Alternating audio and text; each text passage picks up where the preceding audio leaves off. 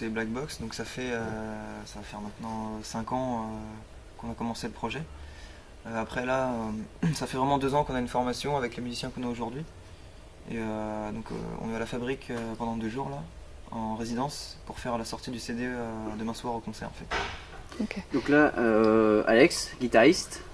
François, bassiste. Moi, deuxième guitariste. Et Mock chanteur. Et notre batteur qui est en train de faire je sais pas quoi. En gros, on joue du rock. Rock français. Rock français. Énervé.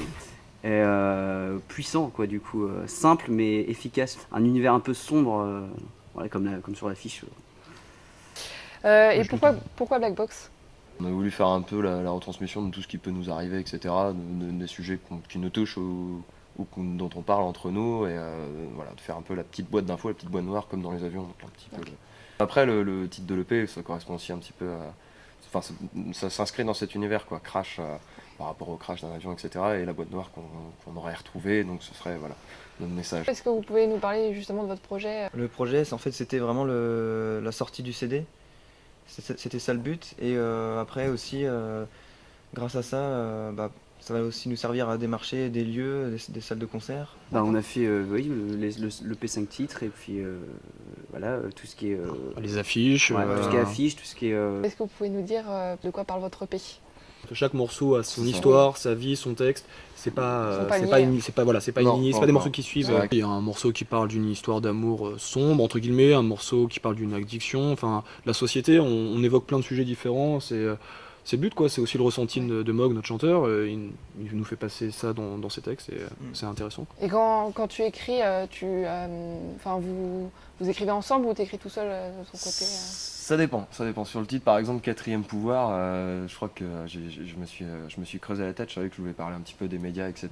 Donc, avec ma plume à moi, hein. Mais je me rappelle que j'ai dû prendre ma douche et la chanson m'est venue direct. Je suis sorti, j'ai écrit d'une traite. Il y a des chansons comme ça, c'est juste à l'inspi et puis d'un coup ça déroule et tout vient comme ça. Il y a d'autres chansons où c'est plus compliqué. C'est une expérience de vie tout simplement. Enfin, sur Celle qui t'a tué, qui est un morceau justement qui parle de l'histoire d'amour, c'est vraiment l'histoire. C'est entre guillemets la vie de Mog, donc c'est évident.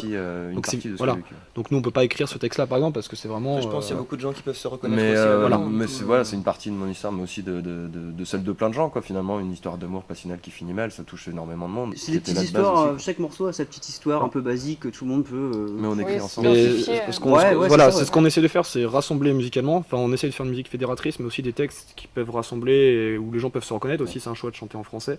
Est-ce que sans Créavenir, est-ce que vous pensez que vous auriez réussi à faire votre enregistrement et à commencer votre tournée ? Je pense qu'on aurait pu, mais ça aurait pris plus de temps.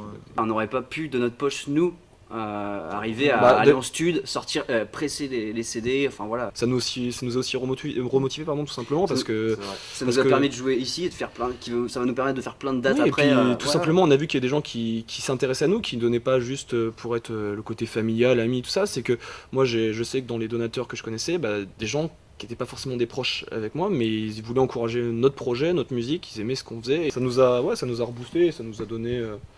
C'est bien, quoi. Ça nous a donné le sourire et ça nous permet d'avancer, c'est que du bonus. Maintenant, comment vous projetez après votre tournée justement Là du coup, on expose sur 2018, on a des dates qui commencent à se prévoir.